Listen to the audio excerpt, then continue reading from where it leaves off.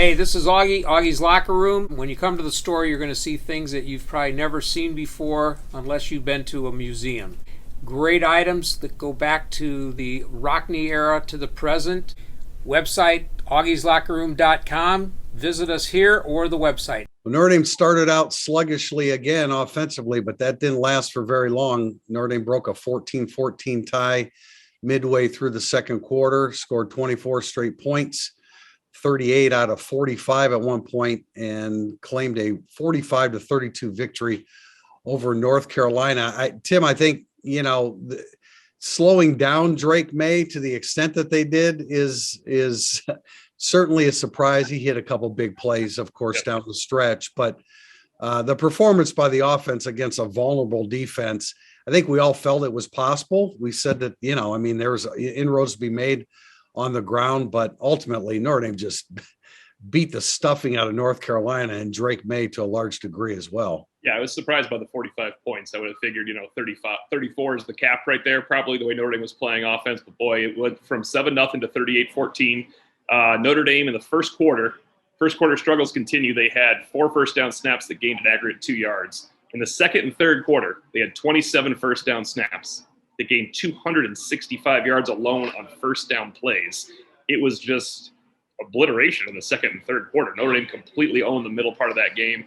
And then as some of these games go, when you have a quality offense like North Carolina and quarterback and speed to burn on the receivers, they do score at the end. They make it a little more cosmetically appealing. But Notre Dame won this game by more than 45-32, really, and it's got to be a good feeling for the Irish. Well, Audric Estime was 6 inches away from his third touchdown, and Notre Dame reaching the 50s, and it was absolutely incredible. Again, it's not a huge surprise because we saw the thoroughness of it probably is right. Just no doubt, no doubt about it. I mean, Drew Pine. I don't want to get away from that. I mean, the running game obviously was dominating the line of scrimmage the deeper it went into the game. But Drew Pine, who, at one point, early on, it's like, how in the world he has 2 passes batted down in the first series, but he settled in. He was 24 or 34, 289 yards, 3 touchdowns, no turnovers, no interceptions, and that is huge. Now that is, I guess, kind of probably the way we expected to see him perform last week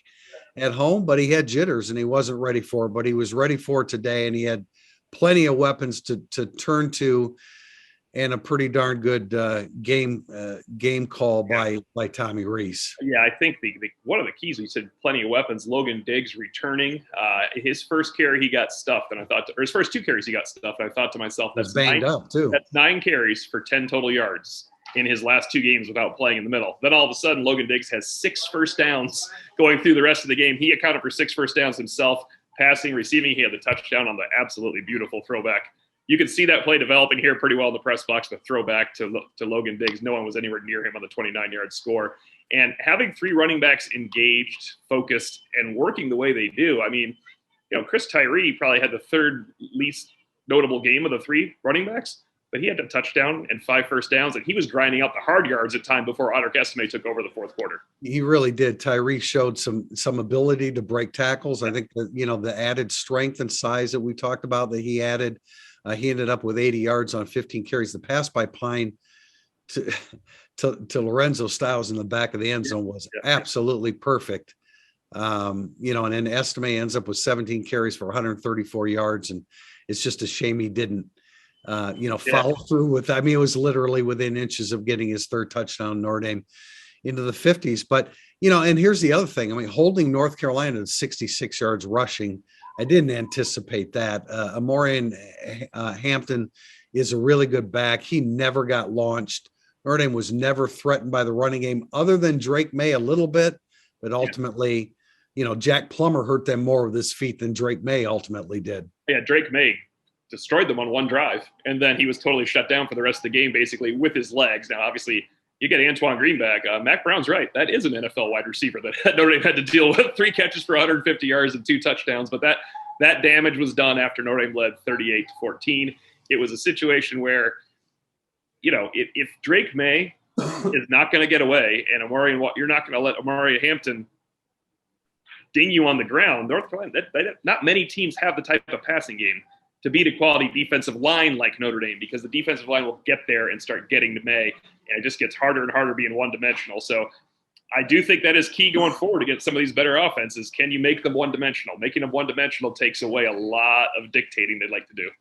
What I was thinking here as the game was ending, that, okay, this is the Notre Dame football team that we were accustomed to when they won 54 games in 5 years. This is the team that, and I personally was in a show me. I mean, go on the road and show me that you can do that before you start saying, okay, now we can look at Notre Dame the way we looked at Notre Dame before the season started.